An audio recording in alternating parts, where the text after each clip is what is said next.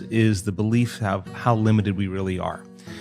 And so my interest is to give people the science to begin to understand how powerful they really are.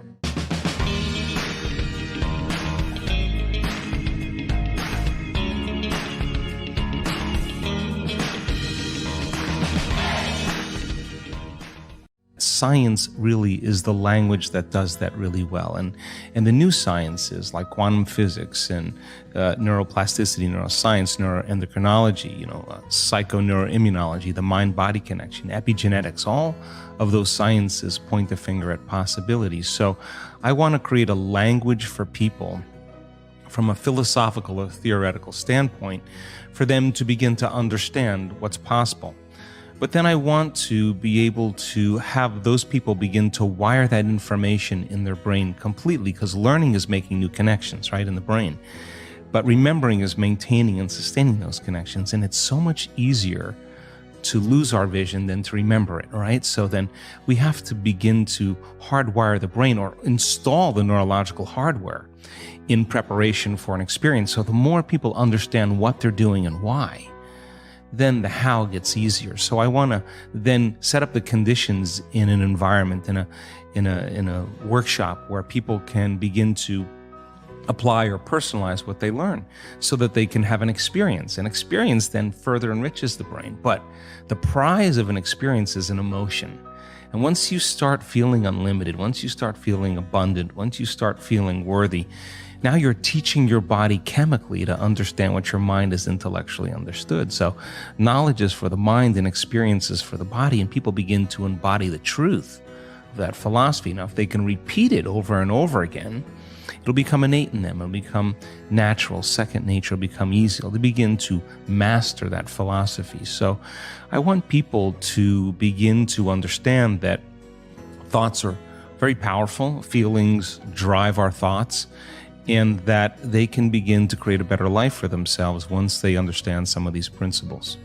If you think that your thoughts have something to do with your future, just from a theoretical standpoint, that your thoughts create your destiny, and you think 60 to 70,000 thoughts in one day, and 90% of those thoughts are the same thoughts as the day before, well, then your life isn't going to change very much as long as you're thinking the same way. And those same thoughts lead to the same choices. The same choices lead to the same behaviors. The same behaviors create the exact same experiences, and we anticipate the same feelings or emotions from those experiences, and those emotions are the payoff that drive our very same thoughts. Well, our biology, our neurocircuitry, our neurochemistry, our hormones, and even our gene expression will be equal to how we think, how we act, and how we feel. And how we think, how we act, and how we feel is called our personality. And our personality creates our personal reality. That's it. So the present personality who's listening to this show has created the present personal reality called their life. So if you can latch on to this idea, if you want to create a new life, a new personal reality, you got to change your personality, which means you better start thinking about what you've been thinking about and changing it. You begin to become conscious of your unconscious actions or habits or behaviors and modify them. And then we have to begin to look at the emotions that we live by every single day that keep us connected to the past and decide, do these emotions belong in our future? So most people are trying to create a new personal reality as the same personality, and it doesn't work. You literally have to become someone else. So the principle in neuroscience says that nerve cells that fire together wire together. You keep thinking the same way, making the same choices, demonstrating the same habits, creating the same experiences that stamp the same networks of neurons into the same patterns, all for the familiar feeling called you. And you do that for 10 years on end. You're going to begin to hardwire certain patterns in your brain that becomes your identity. So when a person begins to understand this and you say, well, how long have you been this way? And they say, I've been like this for 35 years. And you say, why 35 years? Because 35 years ago, I had this one event. Well, the stronger the emotion you feel from reaction from that event, the more altered you feel inside of you, the more the brain narrows its focus and freezes the image and takes a snapshot, and that's called a memory, right? So then forget the memory. just overcome the emotion, because it's the emotion that keeps you anchored to the past. So that sounds really good theoretically, but when you step out into that unknown, into that void, the body really is in a habit. And when a habit is when the body becomes the mind. Or if you're thinking about that past event and it's producing an emotion, well, you need an image and a feeling to start the conditioning process. So the body's either conditioned into the familiar past or it's hardwired in the predictable future, because it wakes up every single day and runs through the same series of routine actions. So the present moment then becomes the unknown. When people start feeling that discomfort, Jay, they'd rather get on their cell phone and call someone, or get up and say, I can't meditate, or, I have too much to do. They excuse themselves. They return back into that familiar feeling because the body's actually telling the brain. A habit is when the body becomes the mind. So the body's stepping out into the unknown and says, ooh, I'd rather feel guilty. I'd rather feel unhappy than be in this discomfort. So then, at least then when they return back to that familiar feeling, then they feel safe. So they step out in the unknown and the body starts influencing the mind, saying you can start tomorrow, you're too busy, it's your mother's fault, it's your culture's fault, and I don't have enough money, this isn't going to work. Those are the programs in there that are standing in the way between you and your future. So then nerve cells that no longer fire together no longer wire together. So the act of observing those states of mind and body means you're no longer the program. You're the consciousness observing that program. So then to meditate, it means to become familiar with. So as you become familiar with those thoughts, you become conscious of how you speak, you become aware of how you act, you notice how you're feeling. The more conscious you become of those unconscious programs, the less unconscious you'll go in your waking day. Why? Because it's not enough to just have a great meditation and get up and get on the freeway and get in traffic and getting stressed. You just return back to the old self again. Our job then is to sustain that modified state of mind and body the entire day. And if you can, get ready, because something different or unusual is going to begin to happen in your life, and it will come as a coincidence or a synchronicity. And that's breadcrumbs from the divine saying you're on the path, just keep doing it. There'll be another one, just keep staying in that energy.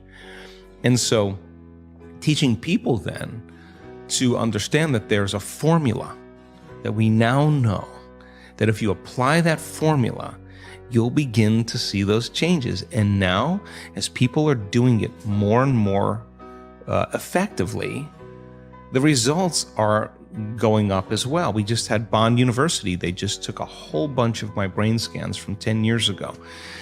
Huge clinical study, a lot of analysis, and they're blown away by the speed in which the community can change brain and heart coherence. They know how to do it. It's not something that's separate from them. They've practiced it enough times that they now know how to do it. So what's the significance of that?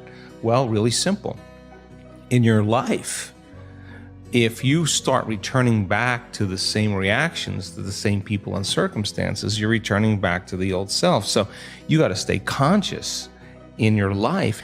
That is the key, because the universe only gives us what we think we're worthy of receiving. So we got to become initiated into this and understand that thousands of years of programming that says that we have to change things matter to matter, in three-dimensional reality. And it will take time, but to begin to connect to that resource called the quantum field and create from the field instead of from matter, there's a lot of unlearning that has to go on. You have to really begin to mentally rehearse.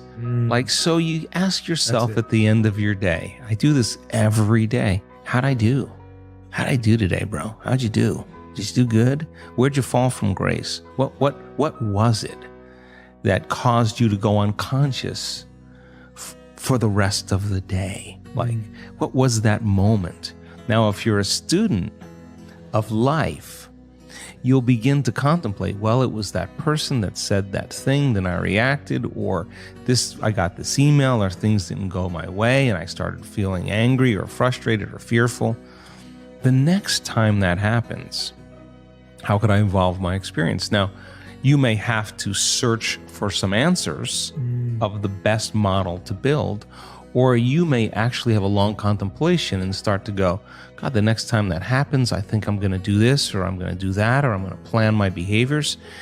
And the act of closing your eyes and rehearsing what you're going to do begins to install the neurological hardware in your brain to look like you already did it.